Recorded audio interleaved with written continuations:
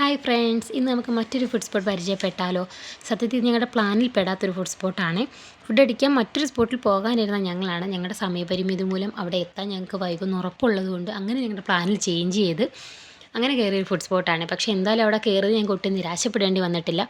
നല്ല ഫുഡ് സ്പോട്ടായിരുന്നു. എല്ലാ ഫുഡും നല്ല ടേസ്റ്റായിരുന്നു. ഞങ്ങൾ വാങ്ങിയത് താറാവ് കറി വാങ്ങി, കൂന്തൽ റോസ്റ്റ്, ഞണ്ട് കറി, ബീഫ് റോസ്റ്റ്, കരിമീൻ ഫ്രൈ, കേരത്തല, ഇതിൻ്റെ കൂടെയൊക്കെ ഒന്ന് കൂട്ടിപ്പിടിക്കാൻ അപ്പവും വാങ്ങി, കപ്പയും വാങ്ങി.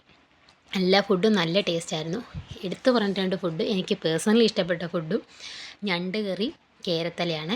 ഞണ്ട് കറിയൊക്കെ നല്ല ടേസ്റ്റുണ്ട്. കേരത്തലയ്ക്കകത്ത് മസാലയൊക്കെ പിടിച്ച് നല്ല ടേസ്റ്റാണ്. അതുപോലെ തന്നെ ഫ്രൈ ഐറ്റംസും സൂപ്പറായിരുന്നേ. പിന്നെ അവൾക്ക് പിന്നെ എൻ്റെ നാത്തൂന് ഫ്രൈ ഐറ്റംസ് കൂടുതൽ ഇഷ്ടമായതുകൊണ്ട് അവളതാണ് കൂടുതലും കഴിച്ചത്.